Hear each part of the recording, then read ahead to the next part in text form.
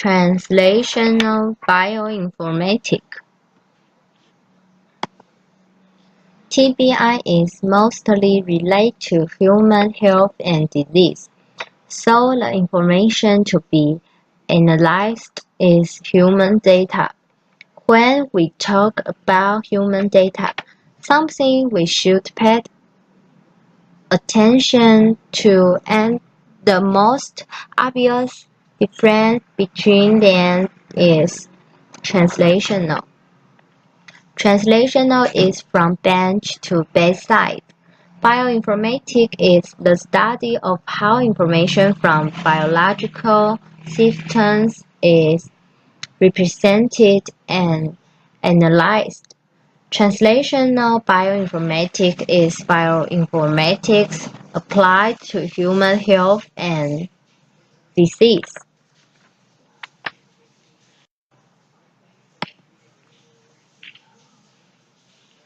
Born in basic research, omics have become a powerful contributor across precision medicine.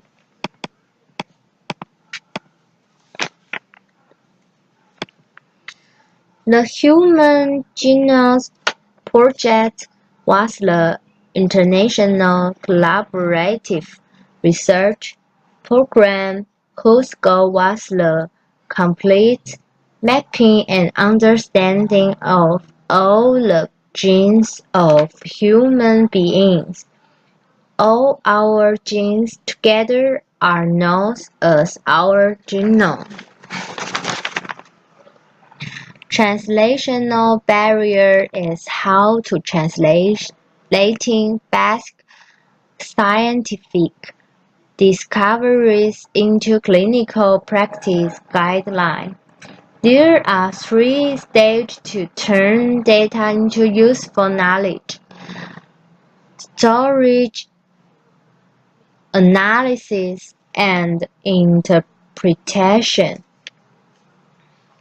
Below is how to adopting a new clinical practice guideline by basic research. Clinical research for improved human health. From the basic research stage to the clinical research stage is through basic science to human studies, and the clinical research stage to the improved health is through new knowledge into clinical practice.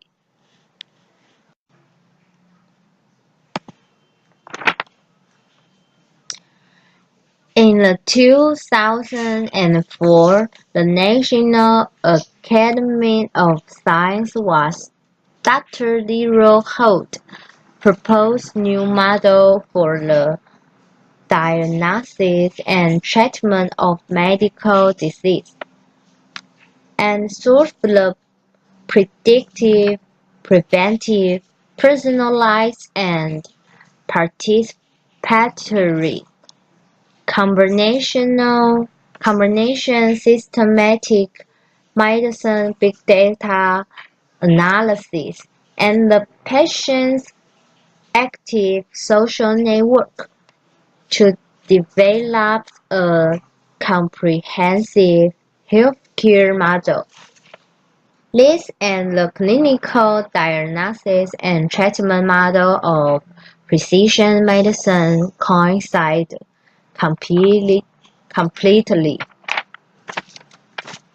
Example: according to the National Research Council, personalized medicine is an older term with a meaning similar to precision medicine.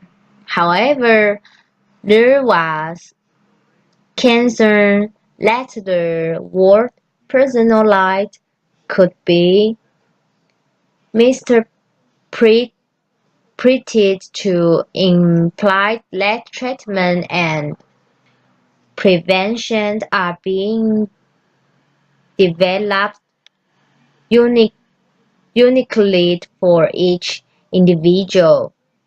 In precision medicine, the focus is on identifying which approach will be effective for which patient based on genetic, environmental, and lifestyle factors.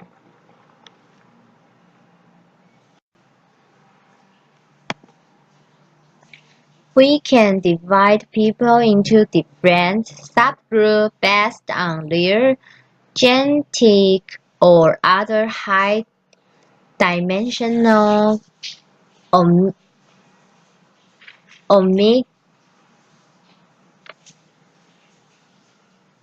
omic skull biomarker.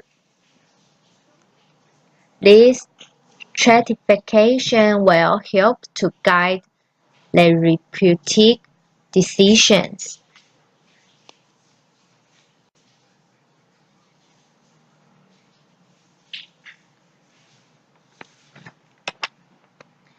A seemingly homogeneous group of people can be divided into subgroups based on molecular fingerprints. Look at this video to introduce for stratified medicine.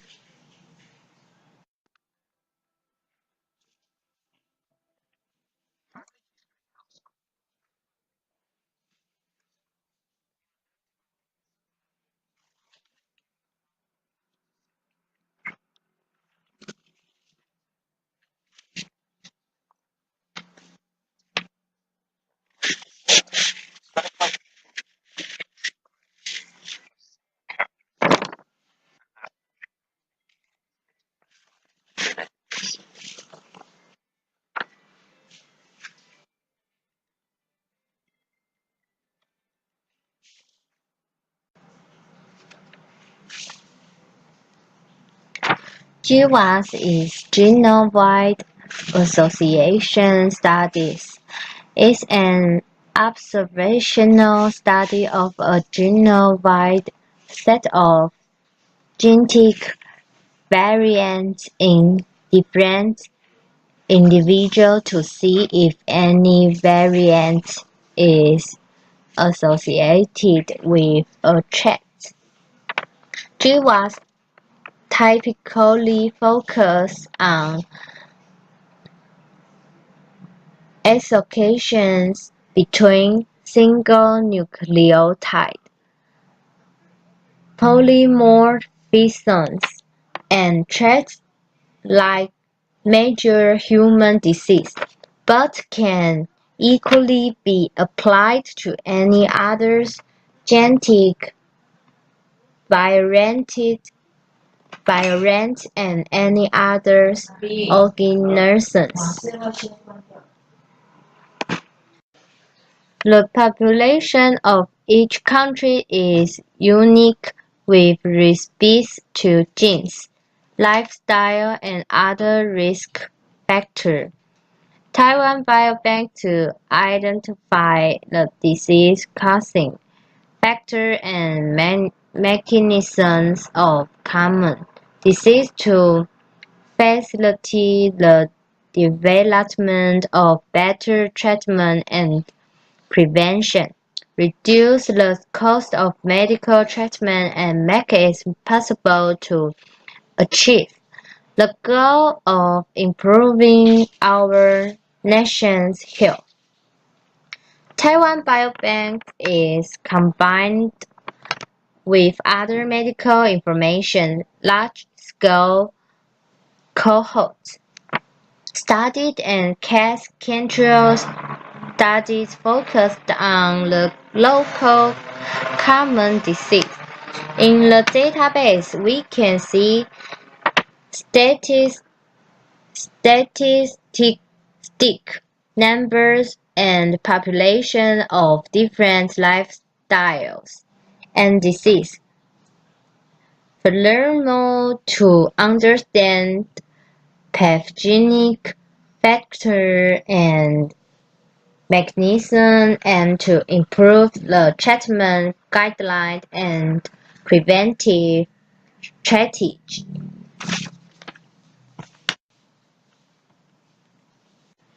According to this picture, from general population and patient to record data and information and long-term follow-up, observers change the relationship between genes and environmental factors. Understanding of the disease risk factor, development of better treatment, and prevention for the health of the next generation. There is at least one recruitment center in each city or country. Look at this video to introduce for Taiwan Biobank.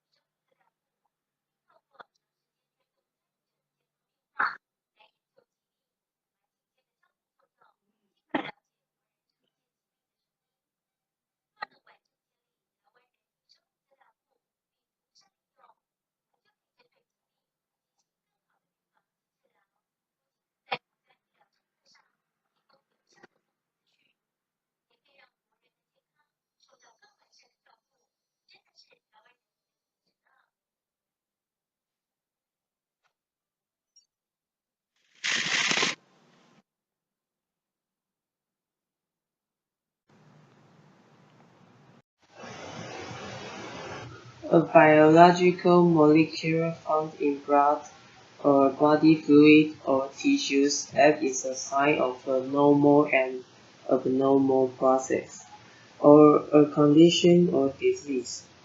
Biomarkers can be measured from body fluid, such as blood, urine, or stool from tissue, using techniques such as immunohistochemistry. DNA analysis or RNA analysis, or with the use of imaging. Predictive help to identify which treatment the patient is most likely to respond to the benefit from. Diagnostic determine the presence and type of cancer. Prognostic give information on the patient's overall cancer outcome with or without standard treatment. Certain biomarkers can be diagnostic, prognostic, and predictive at the same time. This is an example for biomarker. Because Angelina Jolie's mother died of ovarian cancer, she was genetically tested and learned that she had BRCA1 gene mutation. Received preventive double mastectomy at the beginning of 2013 year. The two genes BRCA1 and BRCA2 belong to the tumor suppressor gene and responsible for the repair of the double-strand DNA damage. Therefore, if one of the two genes is defective, the double-stranded DNA cannot be correctly repaired after being attacked and broken. When the DNA damage in the cell accumulates to a certain extent, the cell will undergo canceration. In patients with BRCA mutations, the incidence of the breast cancer is earlier than that of the average patient. The risk of breast cancer begins at 20 to 30 years old, and the probability of developing breast cancer in a lifetime is about 40 to 87%, estimated to 70 years old. All current treatment guidelines recommend the prophylactic surgery should be performed between the age of 35 and 40, or when birth has been completed. After 40 years of age, if you do preventive resection, it has lost its meaning, and Angelina Jolie made the decision at the age of 37, which is in line with current standards for evidence-based medicine. BRCA1 has a higher risk of breast cancer than BRCA2 and is associated with BRCA2 in male breast cancer.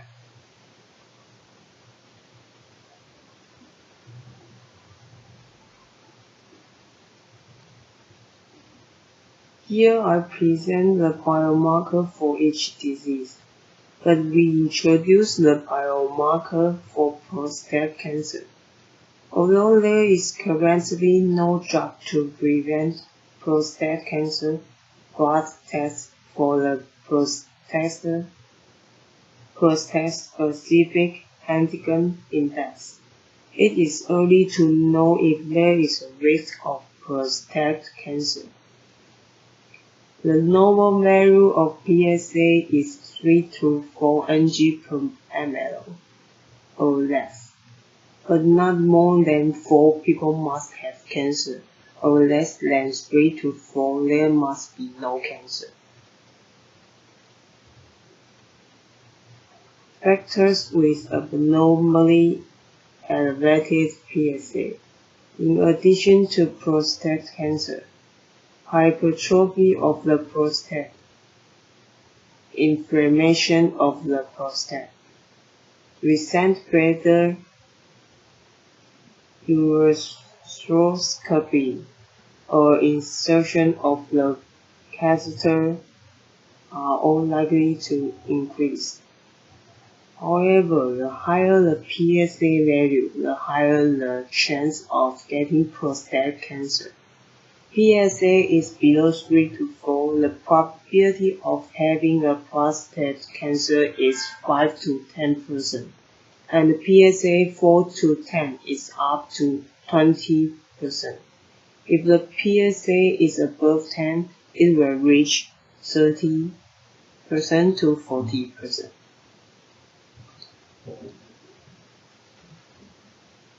NIPS is non-invasive prenatal screening based on high throughput sequencing. There are many clinical tests to prove the reliability and stability of this method. Nearly 1 million pregnant women have chosen this detecting technology. There are more than 10 organizations around the world offering NIPS service. And so on, I will show you 4 companies. NIPS mainly refers to the detection of free fetal DNA in maternal blood during pregnancy to determine whether the fetus has a chromosome and nucleotide abnormality. What is fetal chromosome and nucleotide? Chromosome and nucleotide refers to an abnormal number of chromosomes formed by the increase or decrease of individual chromosomes in a cell. The most common application of NIPS technology is now screening for dumb baby, and the future indication will become wider. Here are the 4 companies with NIPS testing. Example for Huizhi. The price of Huizhi for NIPS testing is $2,400, and the price of Huizhi for NIPS plus testing is $3,800. NIPS plus is a collaboration between Wisdom and Illumina. In addition to detecting Down syndrome and wart disease, Beta disease, and abnormal number of co-chromosomes. There is also a database of chromosomal abnormalities in Taiwan. Taiwan's rare disease database selected 20 types of chromosome microfragment abnormalities, 20 common skeletal abnormalities, and created a high quality and high accuracy, all-inclusive invasive prenatal chromosome screening. And Illumina is an international non-invasive biotechnology company. Why is proper drinking tea to prevent Parkinson? It is because Parkinson's disease consumes a lot of nutrient and water in patients. If it can be replenished in time, it will increase the development of Parkinson's disease. So patients should drink more tea. Because tea is rich in theophylline. This theophylline has great benefits in reducing blood lipids and blood viscosity. The high blood viscosity of the patient will reduce the blood flow rate, resulting in a lack of nutrient supply to the brain, thereby accelerating the apoptosis of the substantia nigra neuron in the midbrain and causing the risk of Parkinson's disease. If Parkinson's patients drink more tea, it can stimulate the patient's cortex and brain nerves, increase the activity of neurons, and reduce the risk of disease. The polyphenols contained in tea can provide a strong protective effect on nerve molecules. The conclusion is serotonin levels were measurable in serum using a conventional drug monitoring system and were significantly lower in the Parkinson's disease compared with control group. This immunoassay method has the potential to offer a reliable biomarker of this disease, with the advantage of a markedly standardized and cost-effective protocol.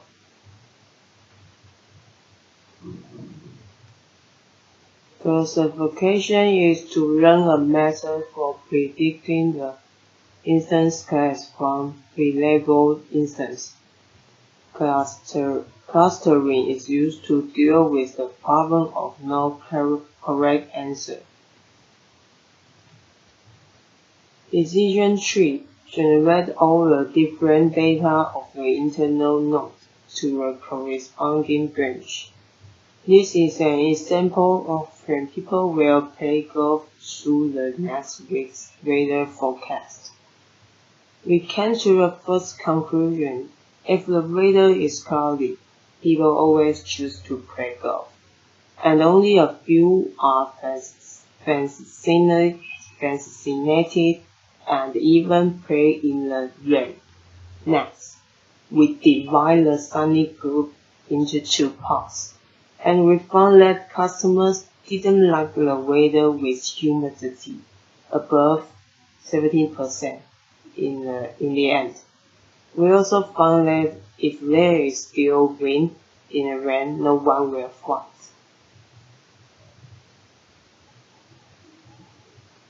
It is necessary to learn to make the neural network work correctly.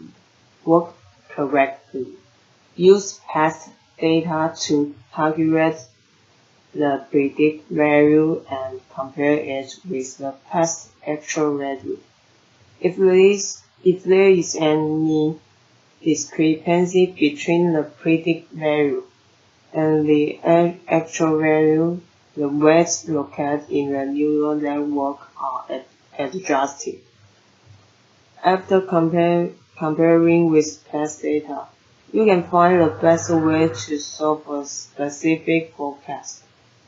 This time and again, until the convergence is the learning mode of the neural work. Convolution neural networks, also referred to as CNN, as a class of deep neural networks that have seen widespread adoption in a number of computer vision and visual imagery applications. The first few layers of the network may detect simple features like lines, circles, edges. In each layer, the network is able to combine these findings and continually learn more complex concepts. As we go deeper and deeper into the layers of the neural network.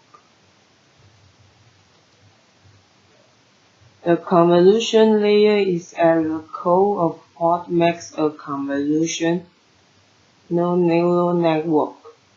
The convolutional layer consists of a set of filters. Every filter can be considered as a small square, with a fixed width and height, like the left figure, which extends through the full depth of the input volume. It selects the maximum value in each square, and finally generates a two-dimensional map. then do the comparison.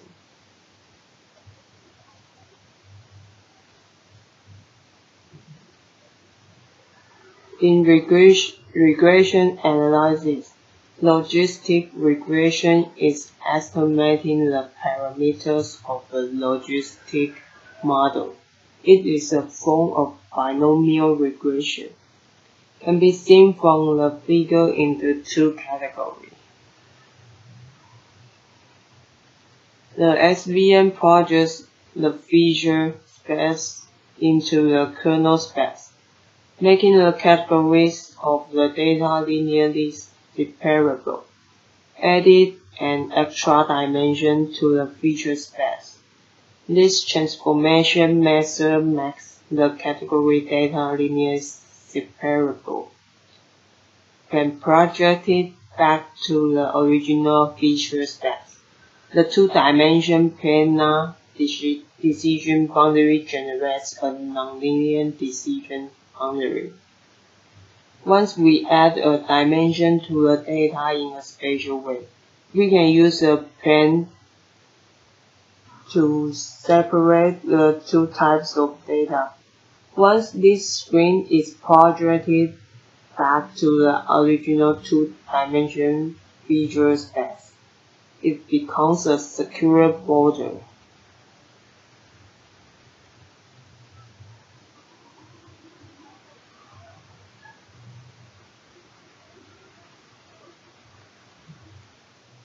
Precision is the number of correct results divided by the number of all returned results. Recall is the number of correct results divided by the number of results that should have been returned. Specificity is the number of false results divided by the number of results that should have been returned. The area under the ROC curve is area under the curve of ROC is equal AUC, which means because the area is found in the 1 by 1 square, the AUC must be between 0 and 1. Assuming a positive above the threshold, the following is negative. If a positive sample and a negative sample are randomly selected, the classifier correctly determines the probability that the positive sample value is higher than the negative sample. To put it simply, the larger the AUC value, the higher the correct rate. Judging the pros and cons of the classifier from the AUC. AUC equal to 1 is a perfect classifier.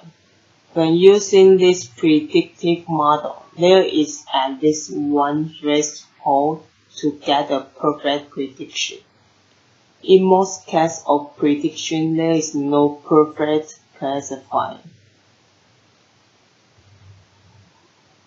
If AUC greater than 0.5 and smaller than 1.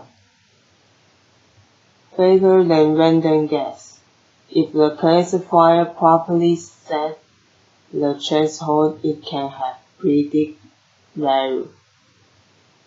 AUC equal to 0.5, followed by machine guessing, such as losing copper. The model has no predictive value. AUC smaller than 0.5, which is worse than random guessing, but as long as it is always anti-predictive, it is better than random guessing.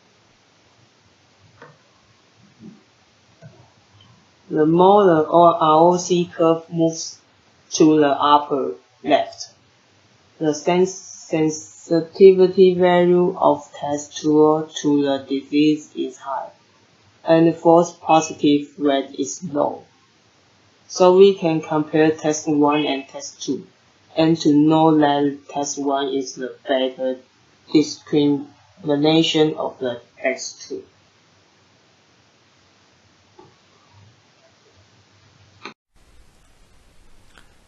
This part I will introduce the autoknowledge. You can see about the conception for autoknowledge in translational bioinformatics at this picture. You can see it concludes with autoknowledge resource, enrichment analysis, natural language processing, and network analysis. The UMLS, or Unified Medical Language System, is a set of file and software that bring together many health and bioinformatic vocabulary and standards to enable interoperability between computer systems. And meta-resources, terms and code from many vocabulary. This part we just talk at last class, just like ICD-10 and SNOMED, like that. And cybernetics network is a broad category and their relationships. And specialist lexicon and lexical tools, natural language processing tools. And for this is an example. A potential for the National Cancer Institute resources. The left line shows the standard 3 views for the terms melanomas. The right pane shows a visualization that provides additional context by showing the parents, the classes of the melanomas, all the way to the root nodes of disease, disorder, or finding. The navigation bar just above the graphical visualization provides access to the additional information, such as mapping, which provides hooks into other disease.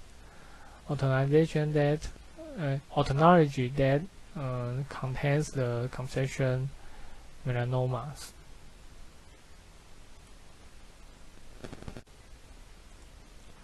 In the past, each gene's product was studied and individualized to assign its functions and roles in biological process. There now exist tools that allows this process to be automated by centralizing and disseminating a wealth of prior knowledge about the known genes. The genes autoknowledge database allows researchers to assign attributes to the groups of the genes that emerge from their experiments or analysis. And you can use the general autoknowledge database for free in any time. This is their website, and you can use just by 3 steps. First, paste or type the name of the gene to be analyzed, and one period row or separate by a comma. Then select the goal aspect, GO aspect. Finally, select the specific your genes come from, and then press the submit. And you can find what the information you need. Natural language processing, NLP, is a linguistic technique that enables a computer program to analyze this and extract meaning from human language. Here I will use the SNOMED for example. The example shown here shows the free text section of the discharge summary that has been processed with the clinical NLP to extract a set of the potential snow mass CT, clinical finding, and procedure. In order to ensure the correctness of the automatic encoding, the application should present the list of the external code and the user for confirmation, and giving them the opportunity to refine, delete, or append the codes.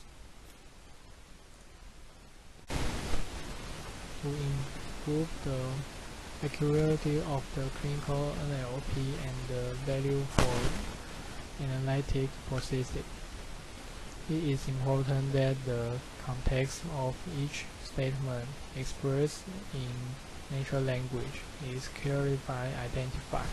For example, past history, suspected, and negation. This figure shows the same discharge summary narrative as in these two figures, but this time proceeding with the clinical NLP that also extract the explicit context of each clinical finding and procedure. And next is talking about the network analysis. In an physical network, also called interactor. What is the interactor? Interactor is the whole set of the molecular interaction pairs in the cells. And interactome of the species provides an important clue on how to interpret metabolic pathway of constituent, enzyme, and global protein network, which facilitate in turn to understand the maintenance responsibility and responsible for the cellular functions. And this is the picture, and it shows about the disease mass by particle and network, as well as the human disease network, which connect disease based on the common genes and the disease genes network. Connect genes based on the disease in common. Combine these disparate data types enable to the graphic historic approach to study the genetic basis for the disease. And this is the drug target network. Circle response FDA provides drugs and rectangles responding targets protein. And diseases are color coded by the ontological follow-on drugs. Analyze the structure of the graph reveals significant clusters of the drug genes interactions, suggest the me-too partner to the drug development.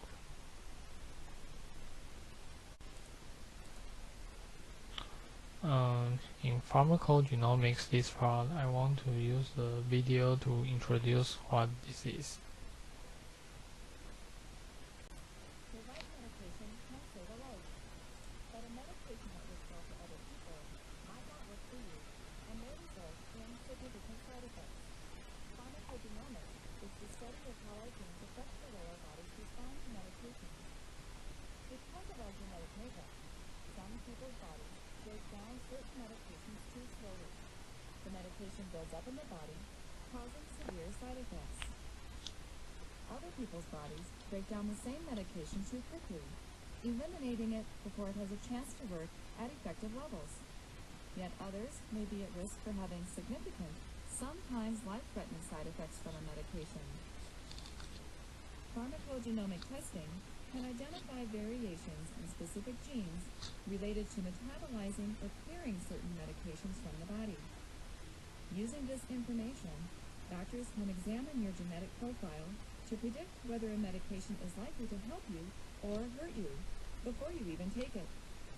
The goal of pharmacogenomics is to provide the right drug for the right patient at the right dose. For example, if you have high cholesterol, your doctor might prescribe one of many statin medications to lower your risk of a heart attack. But these drugs can also have significant side effects. Finding that out can be expensive, time-consuming, and could delay receiving proper treatment. Pharmacogenomic testing is now available to show how your body is likely to respond to a certain statin. That may help your doctor prescribe the right dose of that medication, or even a different medication, to get the best results for you. Today, pharmacogenomic testing is available, which can help predict how an individual may process and metabolize hundreds of different medications, including those used to treat heart disease, high blood pressure, psychiatric disorders, pain, cancer, and many other conditions. Researchers are continuing to identify more genetic variations that affect the body's response to specific medications. Knowledge that is transforming the practice of healthcare by incorporating this information into your routine clinical practice. Talk to your healthcare provider to learn more about pharmacogenomic testing. Pharmacogenomics, I will talk with two parts: the related data source and the TBI application. Each part have many database tools. Let's start with the data resources part.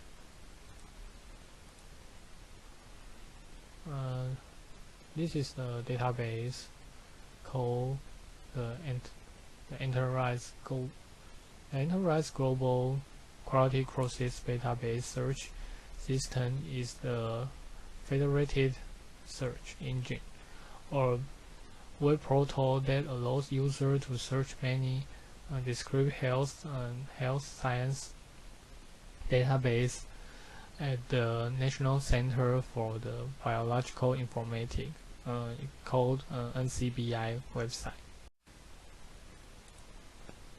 And OMIC is the online medical an online category of the human genes and genetic disorder database, and that is freely available and updated daily.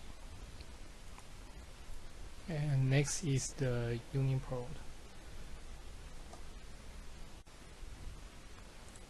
UniProt is the freely accessible database of the protein sequence and the functional information, many entries being derived from the Genomic Sequence Project.